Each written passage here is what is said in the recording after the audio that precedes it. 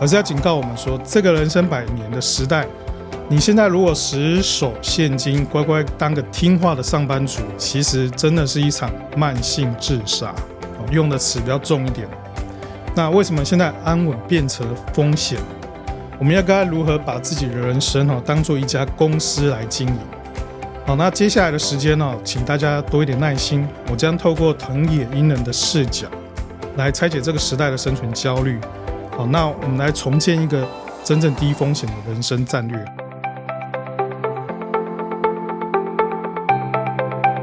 欢迎收听收看理财小时候，我们没有标准答案，只有多元观点，和你一起学习投资与理财，一起打造出有选择的人生。欢迎大家来 Podcast、YouTube 和 IG 订阅追踪我们。那节目一开始，我想邀请大家做一个思想实验，这也是我们今天想要导读的这本书《关于人生我这样投资》里面作者用来测试大家的一个灵魂拷问。请诚实面对这个问题如果在座各位今天中了乐透1亿元，明天早上你还会准时设闹钟挤捷运去上班打卡吗？我想大家一定是摇头心里想怎么可能，开玩笑，都有了1亿元了，我当然是立刻把辞呈甩在老板脸上去环游世界，谁还上班？这个反应是一定是非常真实的，但也暴露我们一般我们不愿意面对的真相，就是我们大多数的人都在做着自己不愿意想做的事情。我们每天花8到10个小时出卖我们最宝贵的时间，去换取叫做薪水的东西。我们忍耐是为了生存，我们以为这样就是现实，其实这就是身为社畜的宿命。那社畜是日本的用语短影音上面也看到比较常见的用词就是牛马，大家可以想象那个形象如果我告诉你这种看似安稳的生存方式，在这个时代其实是风险最高的赌注呢？今天要跟大家分享这本书，作者叫藤野英人，他是日本非常传奇的基金经理人，他创办绩效卓越的 Hifumi 投信。他不只是一位坐在办公室看报表的操盘人他还是会亲自跑现场那种田野调查的研究人员。在他30年的职涯生活中，他亲自拜访超过6000到7000家的企业老板所以他是非常一步一脚印的去面对面的去调查了。他看过很多公司的辛酸，也看过许多人生的起起伏伏在写这本书的时候，并不是要教你怎么样去选标股、资产配置，而是要警告我们说，这个人生100年的时代，你现在如果死守现金，乖乖当个听话的上班族，其实真的是一场慢性自杀用的词比较重一点那为什么现在安稳变成了风险？我们要该如何把自己的人生当做一家公司来经营？那接下来的时间请大家多一点耐心，我将透过藤野英人的视角来拆解这个时代的生存焦虑。那我们来重建一个真正低风险的人生战略那首先我们先来聊一聊大家为什么会感到非常的焦虑过去我们长辈教导我们的就是我们得好好去念书那能够进比如像台积电或联发科这种大公司，甚至就去考公务员努力存钱，那也不要乱投资这个时候诈骗特别多所以大家都会谨慎一点。那能够65岁退休的话，领个退休金爽爽过日子就好。但是这个在过去也许是对的，但在今天这个时代这个安全的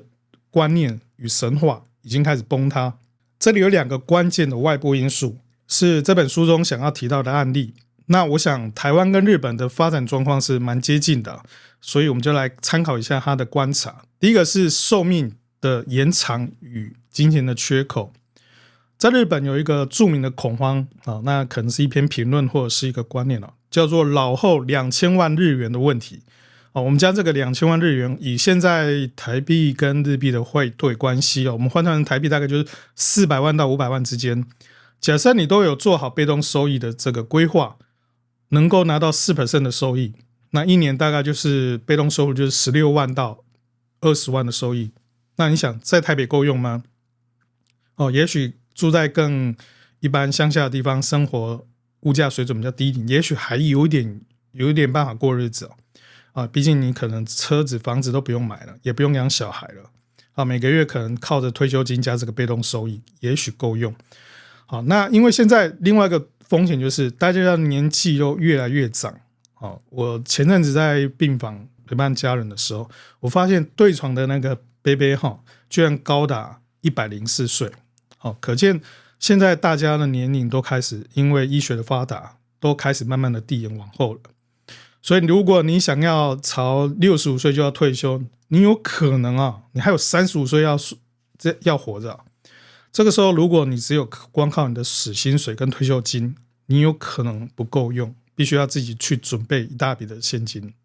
这也在我们的理财小时候很多讲退休的主题的时候都有讲到的一个类似的观念。那我来讲一个数据2026年在1月才刚公布的南贝尔的一个生活成本指数中，如果美国纽约的指数是100的话，那亚洲在台北的指数大概就是 54.7， 那东京的话大概是 54.2， 这个就是讲生活成本的一个相对。台北其实就是已经在整个亚洲地区它的生活成本大概就排第15，那东京排第17，也就是说我们的基本生活成本是一直在往上垫高，这真的是需要好好关心的主题。日本呢以前都是非常勤奋的工作，他们也是非常认真的上班族，但是以前30-40年的2000万也许够用，但是30-40年后2000万还够用吗？反观我们台湾是不是也是有这样的问题？那第二个是逆向的手扶梯这样的一个观察。藤野英人用了一个很具象化的比喻，说现在世界就像一个逆向运转的手扶梯，你如果选择安稳，你站在手扶梯上面就是向下滑动，也就是站在手扶梯上面，你如果不动的话，你又不学投资，你也不学新的技能，那你也站在原地，通货膨胀就在吃掉你的现金。那现在 AI 与新技术正在使你的旧技能过时，所以呢，你不断的退后本身就是不动作的本身就是巨大的风险。 AI 的进步速度真的越来越快了。最近才在讲说马斯克说这个起点到了，最近有个小龙虾的一个网站很多 AI 都已经在上面可以自己在那边主动的做很多事情，甚至还有自己类似的意识，还创造了宗教的一个组织可见现在 AI 的一个发展已经可能超乎我们的想象。那面对这样的环境藤野英人发现这个世界上有两种人两种不同截然思维的模式。第一种人呢，就是希望失望最小化这种叫做极度的风险趋避这通常是传统上班族的一个心态啦。做任何决定时，他们想的就是怎么样才不会被骂，怎么做才不会亏钱。他们的策略大部分都是防守跟忍耐，结果他们的人生就会变得非常的脆弱，因为他们把他们的命运交给了公司，一旦公司裁员，他们就一无所有。那第二种人呢，当然就是我们看得到比较积极一点的，或是比较乐观的人，他们就是希望最大化的人。这些人呢，我们可以说先用投资家的心态来比喻这一类的人。他们在做决定的时候都是想说，这样的做法和这样的一个前进有没有可能创造新的未来、新的可能，即便失败了，我能学到什么呢？所以他们的选择一定是进攻、尝试，不断的尝试。只有不断的行动，你才有学习到的更多的可能性跟机会而不是脑袋想很多，然后最后醒过来什么都不做。这不是对错的问题，而是你想要过什么样的人生。如果你想要继续在这个变动的未来活得好，我们必须要强迫自己从社畜的脑袋转换成投资家的脑袋。到这里你可能会想，如果我想要当投资家，那我想要做什么事？就是去开个户吗？开始选择股票怎么买卖吗？那就先别急我们这边梳理比较独特的观点，我们就进到这个最独特的地方他重新定义什么叫做投资。日本的读者看完的时候，他们都会发现说，原来这本书不是在讲投资理财而已它更是一个人生的哲学书看到这边我也想起我以前在自营部做交易的时候，我们收盘之后有的时候都会跟部门的主管自营部的副总去散步。那有一次呢，他就在分享做交易跟做人的道理很像做交易做得好的人，其实他的人生也不会过得太差。这无关金钱，而是他背后运制的心智模式，是可以我们帮助我们更多的选择跟配置。那回过头来，我们就看看藤野英人他是怎么说这件事情。他认为投资不是钱滚钱，投资是投入能量，并在未来获得回报的一项行为。他用的是能量这2个字，他的公式是什么？投资等于能量乘以未来的回报。那我们身上的能量是从哪里来？藤野英人就列了5个要素，我们一个一个来看看它里面的内容，大家再检视一下你现在身上有什么样的筹码。第一个时间嘛，这个是上帝给我们每个人最公平的资源，你是要把时间杀掉，还是要把时间投资在学习上面，或是做其他能够帮助你成长的，这是你的选择。第二个是金钱，那这些钱呢，就是你过去劳动的罐头，就是你做了很多事情去换取的金钱，这些好像就像罐头一样存着，以后要用的时候就把它打开来使用。这些罐头越多，那你未来的选择的机会就越大，就是你对未来的投票权。第三个是决断，做决策的一个部分，这是我们常常忽略的能量，因为我们不敢在资讯不足的情况下做决定。那投资家不是不犯错，而是懂得从错误中去修正。那这个决断这件事情，就是因为我们太担心害怕损失，因为我们大脑的设计就像上一集金钱心理学讲到，我们的大脑基本上一定会损失趋避的。但是投资家他们经过长时间的修炼之后，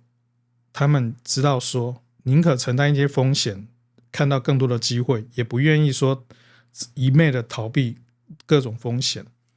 那第4个是承认运气的存在，这是他第4个能量。这是一种谦卑的态度，而不会说全部都是我自己干的，全部都是我自己创造出来的。那我等一下会再找个时间把这个大谷翔平，就是大联盟日本的球星大谷翔平，这个在这2年连创佳绩，他创造了很多漫画都不敢画的一些剧情。我们就看看他是怎么样管理他自己的能量，就是有关运气这部分。最后第5点就是主体性，那就是你个人的自主性核心的关键，就是这些能量里面一定要有一个主体性去做一个核心。里面它简单化就是叫做我想做，这个我想做才是里面的一个关键。试想一下，如果今天主管交代一个任务给你，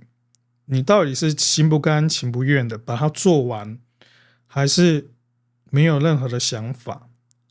同样都是时间都要浪费掉了，但是呢，你可能最后只会得到责备。那心里想都说，都是这个烂公司，都是这个主管交代不清楚，这个时间浪费掉，你也没有学到任何东西。但反过来说，如果你说老板这个专案我想学，我想要去精进我的技能，那你就有主动性了，这个就是你自主选择。即便这个专案最后失败了，赔钱了，但你就是学到经验，你锻炼了技能，这些经验值就留在你身上，变成你的资产。所以藤野英人说，没有主体性，你做再多的努力，都是成为他人投资上的棋子。也就是说，你把你的时间能力运用出来之后，你如果没有主体性的话，你的时间就是他人的资源，不是你自己的资源。那接下来我们说看，当我们愿意投入能量后，我们到底会得到什么样的回报？很多人呢都只盯着账户上的数字去看，觉得存款变多才是回报。但藤野英人就提出了一个叫资产的冰山理论。那如果大家有在学一些心理学的东西，就可以知道说，冰山理论就是告诉你说，原来表面上我们的意识行为的底下，在水平面以下还有更多的潜意识在操控我们的人生。藤野英人提出这样的一个资产冰山理论呢，就让大家想一想，这个表面上我们看到的是现金、股票、房地产，这些都是看得见的资产。那这些资产其实很脆弱，如果一场战争、一场金融海啸，或者像现在的通货膨胀，都有可能让你的资产大幅的缩水。但在水面下支撑我们这座冰山的是更加看不见的资产，它包含了什么呢？比如说你的技能、你的知识，还有你的专业能力好。那再来第二个很重要就是你的健康，你这个是所有的资产的根本。人际网络跟你的信用，这是很重要的，尤其在日本的读者回馈中，很多人都是非常重视这个人际网络跟信用。还有第四个是幸运的体质，你是不是一个大家愿意帮忙的人？藤野英人的核心战略就是说，年轻的时候不要急着存钱，看得见的资产就是其实都很有限，而是要花更多的时间跟金钱，大量的投入这些所谓看不见的资产中。为什么？因为这些看不见的资产它有极高的韧性，哪怕你公司明天倒闭了，资产归零了，只要你拥有这些技能、信用，还有一群愿意挺你的朋友，你就有更快的时间运用这些无形的资产，再次把它转化成有形的资产。所以真正的低风险不是说你银行有多少钱，而是你随时赚钱的能力。纳瓦尔他常说，以他的学经历，他有自信，你只要把他丢到任何一个英语系的国家，他10年内就可以恢复到他现在的亿万身家。第五部分，哪些行动是我们可以马上去行为，然后改善我们自己的一个生活习惯的。当然我们讲那么多观念，就是说我明天一定起来就开始要做的事情。书中有提供很多的习惯，摘录几个重要的啦。那第一个我们有没有用浪费过滤器来审视你生活的所有的选择这是日本的读者公认最实用的工具。请你试着想想看，你每天花出去的钱跟时间，你把它贴标签。第一个是投资，第二个是消费，第三个是浪费。你去贴这样的标签来告诉自己说，到底这样的消费或者是这样时间花出去是所能创造未来什么样的价值。比如说像买书、上课学习、去健身房，或是陪伴家人。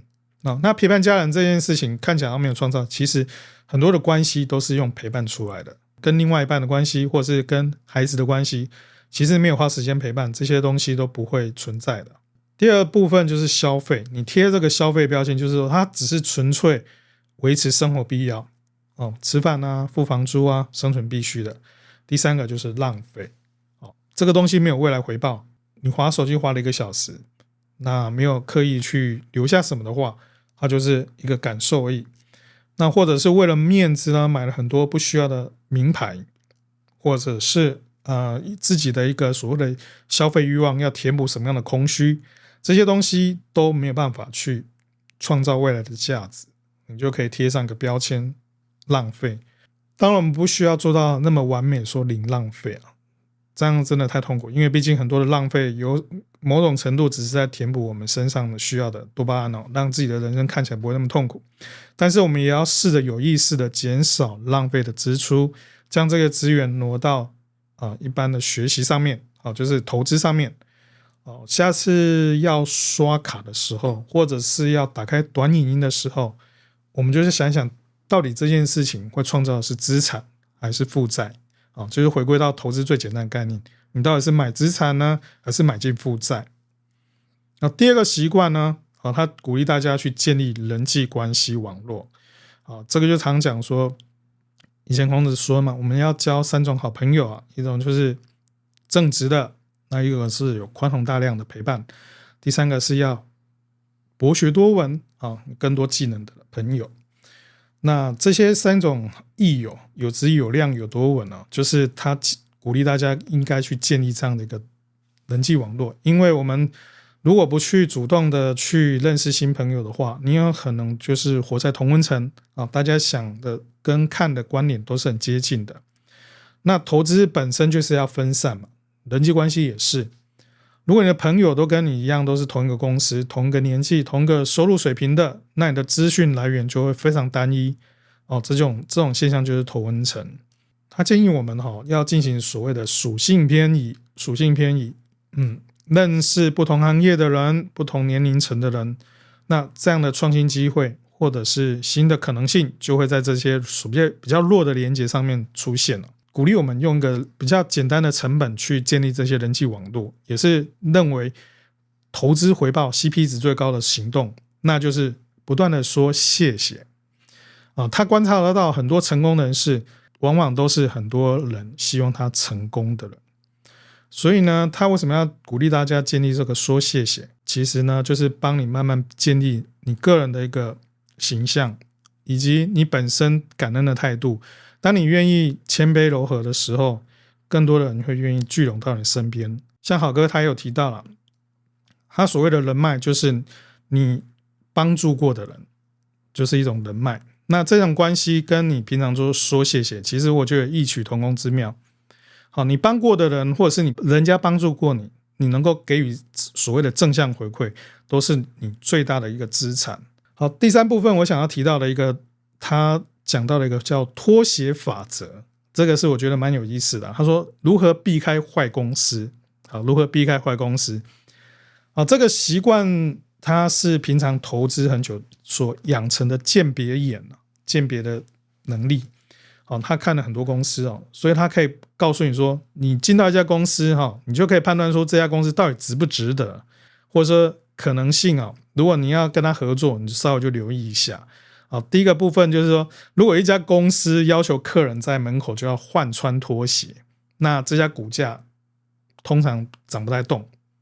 那我会觉得蛮特别的为什么换穿拖鞋这家公司可能就无法成长或干嘛的因为他认为这个长期观察换拖鞋这个举动代表这家公司很会区分内与外，内与外你是自家人还是外来人的这就是象征这家公司有一个封闭型的文化，他们比较保护自己非常重视内部的阶级跟和谐，比较排斥外部的创新跟观点那在这个时代呢，公司的文化开始封闭，开始淤塞，那等同就宣告我们开始要衰退了在越大的公司越容易发生这样的事情。他还有一个很重要的观点说，如果这个老板他的办公室过于奢华，或者是老板只会在晨会公开的场合常常在谈他自己过去非常辛苦以前怎么样的一个任劳任怨但是他比较少在谈他的未来愿景的话这家公司就是一种卖出讯号。这也是提醒各位，如果遇到这种情况可以稍加谨慎考虑一下，是否要在这家公司努力，或者是继续在这边跟他合作。如果你身处这样的环境为了你的人生投资组合或许要考虑一下你是不是要止损这不是现实考量，因为你必须要将你宝贵的资源跟注意力还有金钱放在一个有开创性的地方。那在结束之前稍微提一下刚刚讲到运气这个能量它是如何去管理或者是去养成。那我们举一个具体的例子，就是大谷翔平他在高中年代他所建立的9宫格思考法里面，他的人生规划他建立了一个八大方向嘛，其中一个有关运气这一块他也有很明确的一个行动方案比如说他平常会去捡垃圾降低环境的一些脏乱的变数。第二个是他会珍惜球具他很尊重他自己的工作，而且他很保护他的器具。第三个他很懂得如何去尊重裁判以及尊重其他球员。所以如果在看棒球的就是去年的一些比赛的话，各位可以看到他极少出现美国球星常出现的一些态度，比如说跟裁判吵架，或者是跟敌对的阵营出现一些很大的冲突我们往往看到的都是一些他跟敌对阵营非常和谐的一个互动状况，他也极少跟裁判发出不礼貌的一个抗议。这就是他管理运气的一个具体方案我发现日本人他蛮注重这件事情的，他们没有把运气这件事情看成是玄学，而是有效的去管理这些小细节这日本人他们非常注重这些细节。好，最后我们是要把话题拉回到我们刚刚一开始就问各位的，当你中了乐透，你还会上班吗？那藤野一人在著作这本书的时候也是希望我们能够调整我们的思维就算明天中了1亿，我还是会去做那件事情，因为那件事情才是我们真心想做的投资为什么刚刚讲到能量那些管理？因为你最长的时间就是用在工作上面我们可能配置了 50% 甚至60% 以上的能量在这个所谓的工作上面，但是你有没有再继续做投资分散，比如说把时间配置在健康，或者是学习新技能、创造副业以及家人的陪伴上面呢？如果是一个真正的投资组合，用投资家的角度去思考的话，你如果将你的权利都放在一个不喜欢的工作上面，你已经在贬值了，然后又没有做好风险规划的管理，当这个工作突然破产了或者是终止了，那你的人生投资组合就整个 crash 掉了。所以呢，请大家用做个基金经理人的一个思维方式，将你的时间、金钱跟注意力做妥善的一个配置，让我们的整个安全系数能够拉高，好，比较不会遇到说重大的一个事件来就会冲击到我们整个人生的一个平衡度，好，才不会说因为每天都在避免失败、抗拒风险而不做任何事。现在想一想，真的是最大的风险。所以呢，最后里面有一句话我觉得还蛮重要的，我也蛮喜欢的，就是投资呢就是给未来投票，当你把能量放在哪里，你就会拥有什么样的一个未来。希望今天的一个分享能够帮助大家重新思考，我们不要当一个焦虑的社畜，我们希望能够进化成一个优雅的人生投资专家。希望今天的一个